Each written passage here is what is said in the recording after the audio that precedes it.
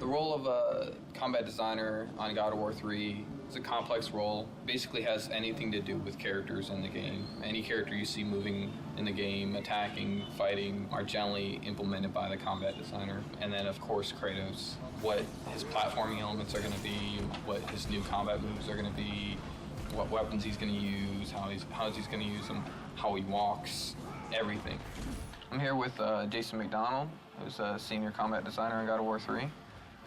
And we're just talking about the new features that we have in the game and what we're trying to add to the God of War franchise. Well, we've got some of Kratos' items in.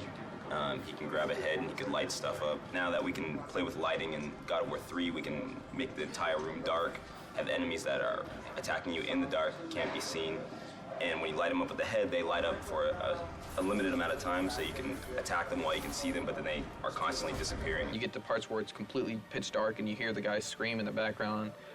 You use the Helios head to, find out where they are. The strategy gameplay, the combat side of it turns into you have to keep these guys lit to be able to hit them, otherwise you get screwed and they just destroy you in the dark. So. Definitely something we couldn't do before just because we didn't have dynamic lighting to the extent that we have it now, so. We got the combat grapple in. We tried the grapple stuff in God of War 2, but since we were limited on memory and animations and things like that, we just couldn't do it, and if we couldn't do it well, then we weren't going to do it at all, so we just didn't do it. But now we have more space, more memory. Kratos is a very strong character, so when he grapples an enemy, he kind of just charges right in and plows through everybody. So the grapple system is exactly like that. You can launch somebody in the air and you grapple them and you ply yourself right into the air, right into them. If there's a crowd of enemies, you'll ply yourself through all of them. Hey, I'm at Brian Yu's desk here. He's a senior combat designer on God of War 3. For this particular boss, which is a huge scorpion, you want to make sure the presence is there and the player will feel the power of the attack. Usually for attacks for boss character, you want them to be really recognizable so the player know it's coming, because if the player cannot recognize the move and react in time, they get hit, because it's boss character, you will take a lot of damage. So it's not fun, if you don't see the attack coming, you're being hit. So that's something that we try to work really hard on. I'm here with Jason DeHarris, combat designer on God of War 3. And we're just looking over some of the rideable stuff that's early in development.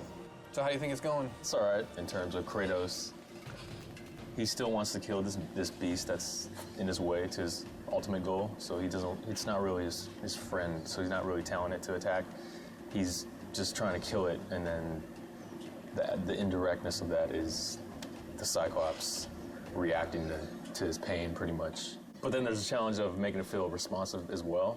So I guess it's kind of disguising that responsiveness with the pain reaction. So even the pain reaction is really a hit, actually. As you can see, we got a bunch of grunts on screen right now. And when you're fighting all these grunts, like taking them on, doing a special move or, grabbing each one and killing them, that can be kind of slow. This will be an awesome tool for, you see the Cyclops in there, and you're just like, I want to get after the Cyclops so I can jump on his back and do tons of damage and kill these guys quicker. But just like any other feature, we have to prove that it's going to be fun and good. And, if it's not, we got to get rid of it because everything has to be fun.